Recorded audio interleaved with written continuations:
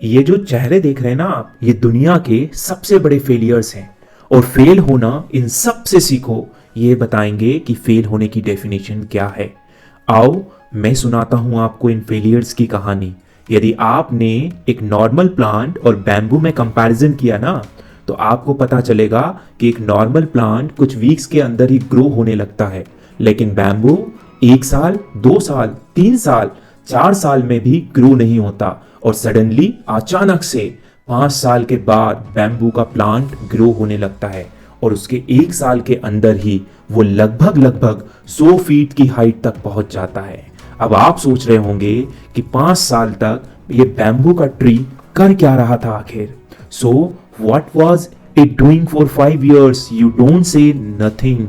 लेकिन वो उन 5 सालों में अपने रूट्स को स्ट्रॉन्ग कर रहा था ताकि वो 100 फीट की ऊंचाई को संभाल सके, उसके वजन को संभाल सके और गिरे ना। सिमिलरली जब आप अपने अंदर परफेक्शन लाना चाहोगे तो इट विल टेक टाइम। इस टाइम में आपकी लाइफ में बहुत सारे फेलियर्स आएंगे, बहुत सारी मिस्टेक्स होंगी। एक ऐसा टाइम भी आएगा जब आपको लगेगा कि आप पूरे गिरते जा रहे हो, आप पूरा डिस्ट्रॉय होते जा रहे हो, और एक टाइम लगेगा कि आप ऊपर उठते जा रहे हो। तो अप एंड डाउन्स तो आते ही रहेंगे।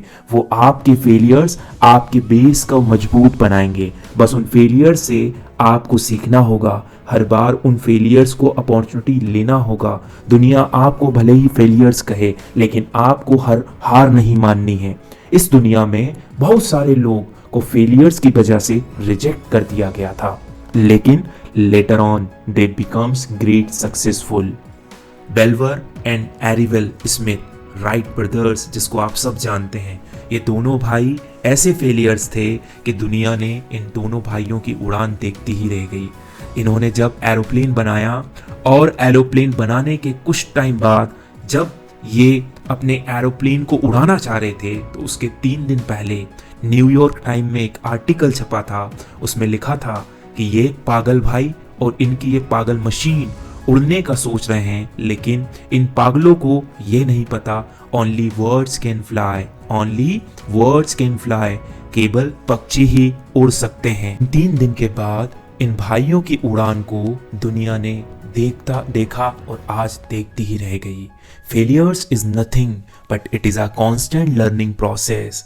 अलेक्जेंडर ग्रैहम ने जब टेलीफोन बनाया था, उसके बाद उन्होंने वो टेलीफोन इन्वेस्टर्स को प्रेजेंट किया, तो इन्वेस्टर्स ने बोला ये खिलौना मेरे टेबल से उठा लो और ले जाओ, आई एम नॉट इंटरेस्टेड। एक और स्टोरी सुनाता हूँ। पद्म भूषण, पद्म विभूषण श्री रतन टाटा, जब इन्होंने ऑटोमोबाइल सेक्टर में एंट्री की, तब इन्होंने फेलियर्स का सामना किया। कुछ टाइम्स के बाद ये अपना सेटअप बेचने के लिए फोर्ड मोटर्स के पास गए, लेकिन फोर्ड मोटर्स के घमंडी रवैये ने रतन टाटा के पागलपन को जगा दिया। और एक दिन ऐसा आया कि फोर्ड मोटर्स की जगुआर को रतन टाटा ने ही खरीद लिया।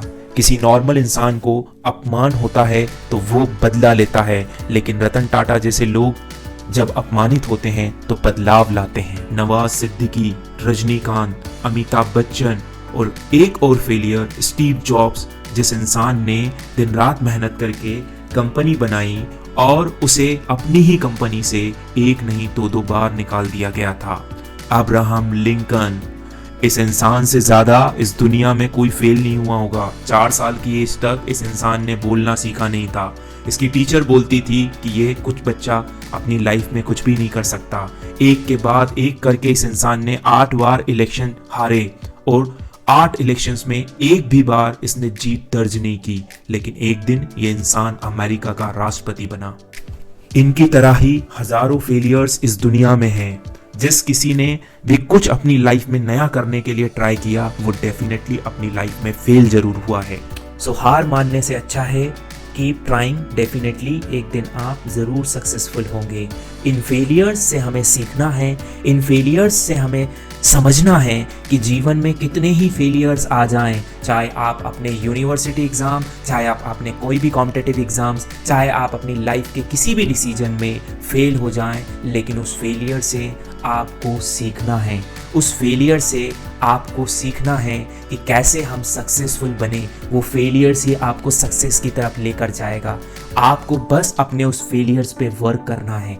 क्या फेल हुए, कहाँ कमी थी, किस एरिया में कमी थी, डेफिनेटली एक दिन वो फेल होते होते और आपके कठिन प्रयास आपको बहुत अच्छा बना देंगे। वो कठिन प्रयास आपको सक्सेसफुल बना देंगे।